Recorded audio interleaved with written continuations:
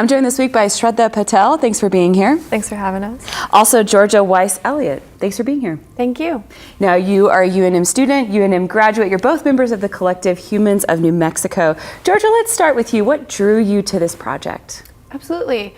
I think what drew me most to the project is a connection to trying to find a connection with the larger community of Albuquerque. And so always feeling like I want to be part of a community and I want to grow with a community, and there's definitely communities here, and getting to know those communities is very important. And Shraddha?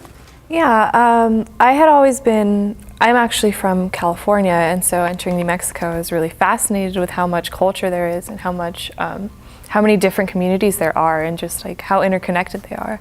And so I had found the project and I saw that there was a fellowship available, so I was like, why not apply? What'd you do in your fellowship? What I did mainly was transcriptions, and so what that is just kind of going over what the audio of an interview and kind of getting a written transcript of what was said during the interview, and then kind of pulling snippets for our Facebook page and things like that. Well, for folks who haven't seen it yet, there's pictures and these stories from people. What's the process like? How do folks get their story and their photo into the project? Well, first off, we just kind of set up a date for an interview, and then from there we'll have a photo shoot either at the time of the interview, or we'll try to set up one if it's not really a good location and things like that. We really want to make sure that we have something that really encapsulates the person's personality into the picture, as well as tie it into what the interview is about and things like that. We really just try to explore the person's experience in New Mexico. Mm-hmm. But how do people find out about you guys?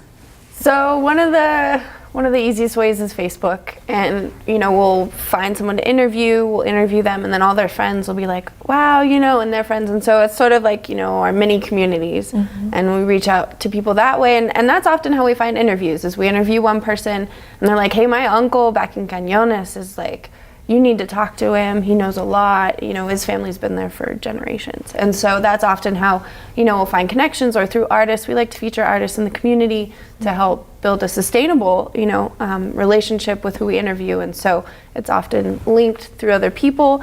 And we do try, we do have sort of guidelines of who we do and do not interview. And often, what are those guidelines? Who makes the cut? No, we try to feature people who wouldn't normally be featured in the news, or we try to create a counter story to news items that are often negative about our communities. And so we feature local people, everyday people, and for that reason we also won't feature necessarily people who have been interviewed numerous times, or very affluential people. We try not to interview like movie stars or politicians, and in that way we sort of shift away from that and focus on who New Mexico is, and show a picture of New Mexico of its humanity. That makes me think about this particular year in 2017. It seems so divisive nationally, and we get some of that here in New Mexico too, of people just not understanding their neighbors or disagreeing with folks over politics. How do you see your project fitting into that this year in 2017? I think it's definitely important for that, because right now we're seeing a raft of executive orders and certain things and that target specific people, and people that live next to us, people that live in our communities, people that have helped build this city, have helped build this state. And I think especially as New Mexico, with our rich history and history of colonization, history of second colonization history, before that we really remember about the state, and that people have been here generations before New Mexico was a state, and so what does that mean to them is also really important. And so not only are we putting a face on our neighbor and saying, look at this person, they're great, and we all want to know these people, and we create a community, but also saying like, how does that affect New Mexico, because New Mexico is unique in that way. Anything you want to add? Yeah, I think it really, the project really explores these different communities that we have in New Mexico. And like Georgia was saying, people have been here for generations. And so we have this interconnectivity, but as technology has advanced and things like that, we kind of lose the having a neighbor in the sense of like going next door and saying, hey, can I borrow a cup of sugar, right? And I think this is kind of opening up that for someone to say, hey, I saw you on Humans in New Mexico, you know, and you can open up that conversation and get to know your neighbors, get to know your community that way. And do each of you have any particular stories that really struck you as being significant or ones that you're excited to tell folks about? My favorite one was honestly I didn't get to attend this interview, but it was the Van Overton Jr. or Senior.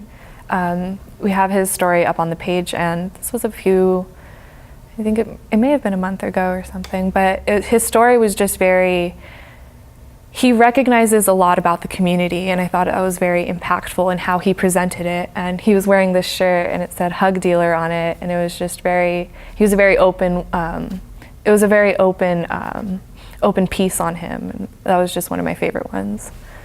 I think I've gone on a few, and I've transcribed quite a few that I haven't gone on, and they all impress me. It's amazing, because sometimes, you know, we don't know what to expect, and I think certainly we're not expecting to be like amazed at every interview, and 9 times out of 10 I'm just blown away by like the wisdom someone shares, or the wisdom, you know, or just, you know, wow, this is in New Mexico and people are doing these things in New Mexico. And one of the first interviews that I went on that really struck me was we interviewed Tiara Hudson, and she's a high school student in Moriarty. She was at the time. She's graduated. She now is going to UNM. And we interviewed her, and as a multiracial, you know, female in this small community of New Mexico, it was just great to hear her story of how she, you know, chooses to identify and her goals, and just seeing this like spirit was so great. And that's, you know, definitely continued throughout the, you know, tenure of the project. What's the response you've received so far? Positive. No one said this is kind of naive, this is, you know.